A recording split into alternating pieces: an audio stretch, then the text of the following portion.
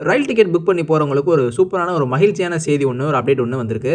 இந்த அப்டேட்டோட முக்கியமான நோக்கமே பார்த்தீங்க அப்டின்னா, மக்கள் வந்து டிக்கெட் புக் பண்ணும்போது ரொம்பவே ஈஸியா எந்த பிரச்சனையுமே இல்லாம டிக்கெட் வந்து கன்ஃபார்ம் ஆகணும். டிக்கெட் வந்து புக் பண்ண முடியணும் ஈஸியா அப்படிங்கிறது தான் முக்கியமான நோக்கமா இருக்கு. நம்ம இந்தியன் ரயில்வே டிக்கெட் புக்கிங்க பொறுத்தவரைக்கும் 60 நாட்களுக்கு முன்பு வரை நம்ம வந்து டிக்கெட் வந்து முன்பதிவு வந்து செஞ்சுக்க முடியும்.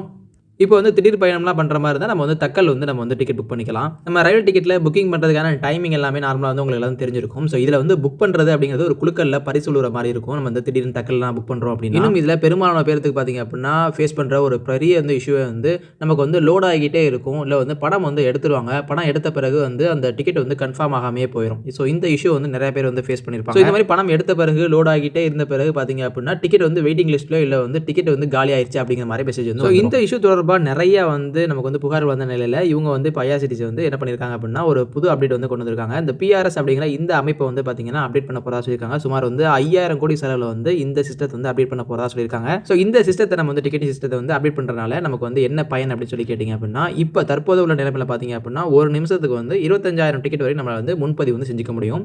ஸோ இதுவே வந்து இந்த பிஆர் சிஸ்டம் வந்து அப்டேட் ஆயிருச்சு அப்படின்னா, நம்ம வந்து ஏப்ரல்லேருந்து ஜூனுக்குள்ள இது அப்டேட் ஆயிரும்.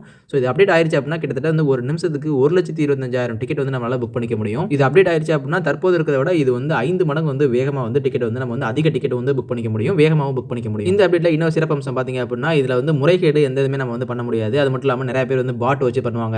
சில பேர் வந்து இடைத்தரகர் வந்து இந்த மாதிரி புக் பண்ணுவாங்க. ஸோ இந்த மாதிரி விஷயங்களை வந்து தவிர்த்துக்கலாம்.